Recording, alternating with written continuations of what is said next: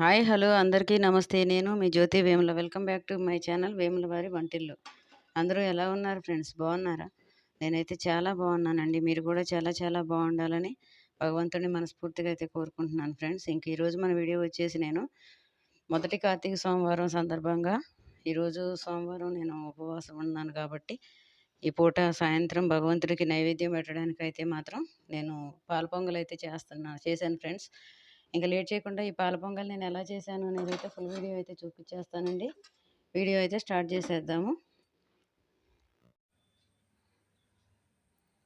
Okay friends, first మనం ముందుగా ఒక గంట ముందు మనం ఈ ప్రసాదం నైవేద్యం తయారు చేసుకోవడానికైతే నేను ఒక చిన్న కప్పుతో ఒక 50 గ్రాములు సుమారు సగ్గుబియ్యం, 100 గ్రాములు సుమారు రైస్ అండి. ఇవి రెండు ఒక గంట ముందు అయితే నానబెట్టి వేసుకోవాలి. నీట్గా కడిగి వీటిని వాష్ చేసుకొని నానబెట్టి పెట్టుకుందామండి. ఒక గంట నానిన తర్వాత మనం ఇది ప్రసాదం అయితే చేసుకుందాము.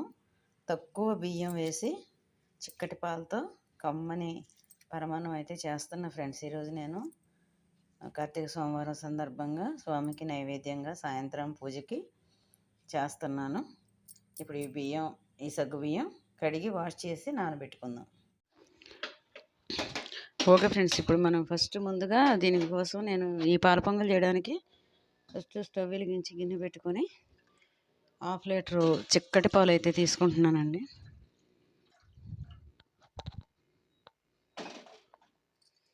దీనికి మనం ఎంత చిక్కటి పాలు తీసుకుంటే అంత బాగుంటుందండి టేస్ట్ అయితే.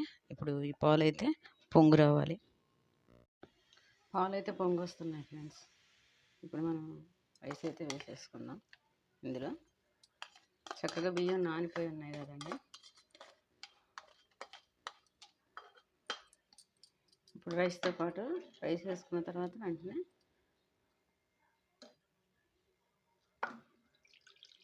సగ్గుబియ్యం కూడా నానబెట్టిన సగ్గుబియ్యం ఉన్నాయి కదా, ఈ సగ్గుబియ్యం కూడా వేసేసుకుందాం. ఇప్పుడు వీటిని చక్కగా ఎక్కువ కలిపి పని లేదండి, కొద్దిగా ఒకసారి కలిపేసి వదిలేస్తే నిదానంగా అదే ఉడుకుద్ది. ఒక 10 నిమిషాలు అయితే ఉడికే వరకు అట్లా వదిలేద్దాం. ఒకసారి అయితే కలుపుకుందాం ఫ్రెండ్స్. మనం 5 నిమిషాలు అయితే అయిందండి. సగ్గుబియ్యం అయితే చక్కగా ఉడికిపోయాయి, కానీ బియ్యం కొంచెం పలుకున్నాయండి. ఒక 1/2 కప్పు సుమారు వాటర్ వేసుకుందాం కొద్దిగా. ఇప్పటివరకు అయితే మొత్తం పాలతోనే ఉడికింది. ఇంక ఇప్పుడు కొద్దిగా వాటర్ వేసుకొని ఒక 5 నిమిషాలు ఉంచితే మెత్తగా ఉడికిపోద్ది.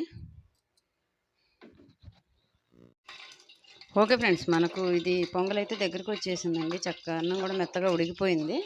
ఇప్పుడు యువతల స్టవ్ మీద నేను కొంచెం నెయ్యి వేడి చేసుకుని జీడిపప్పు కిస్మిస్ అయితే వేయించుకుంటున్నాను. ఫస్ట్ జీడిపప్పు అయితే వేస్తాను. జీడిపప్పు కొద్దిగా వేగిన తర్వాత కిస్మిస్ అయితే వేసుకుందాం.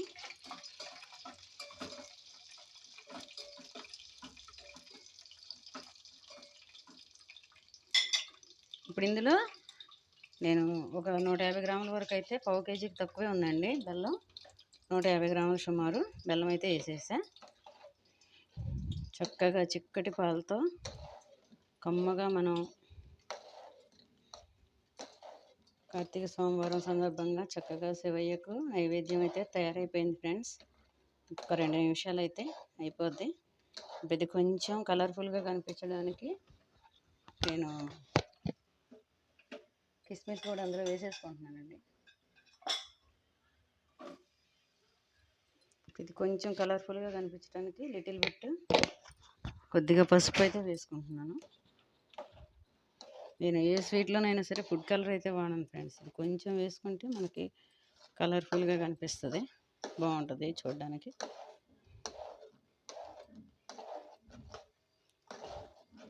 బెల్లం కంప్లీట్గా కరిగిపోతే దించేసుకోవడమేనండి. మనకు జీడిపప్పు కిస్మిస్ కూడా వేగిపోయింది.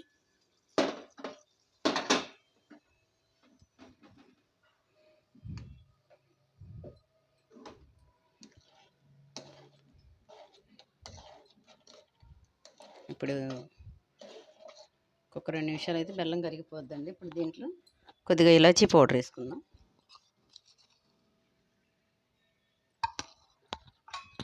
కొంచెం ఇలాచి పౌడర్ అయితే వేసాను.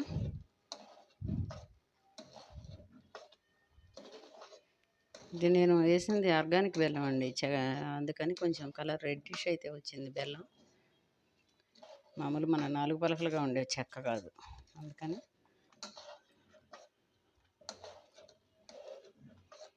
ఓకే ఫ్రెండ్స్, మనకు ఇదైతే తయారైపోయిందండి.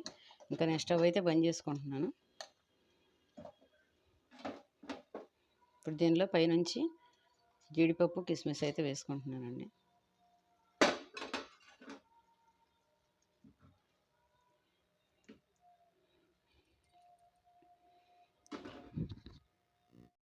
ఓకే అండి, ఫైనల్గా మనకి పొంగల్ అయితే రెడీ అయిపోయింది ఫ్రెండ్స్. పాల పొంగలి చూసారు కదా నేను ఎలా చేశాను అనేది. అయితే నా వీడియో అయితే మీకు నచ్చిందని అనుకుంటున్నానండి. నా వీడియో నచ్చితే నా వీడియోకి అయితే ఒక లైక్ ఇవ్వండి, నా వీడియోని షేర్ చేయండి. తప్పకుండా కొత్తగా చూసేవాళ్ళు ఎవరైనా సరే నా ఛానల్ సబ్స్క్రైబ్ చేసి పక్కనే ఉన్న బెల్ ఐకాన్ అయితే క్లిక్ చేయండి ఫ్రెండ్స్. ఓకేనా? మరో మంచి వీడియోతో మళ్ళీ మీ ముందుకు వస్తాను. మీ జ్యోతి వేముల.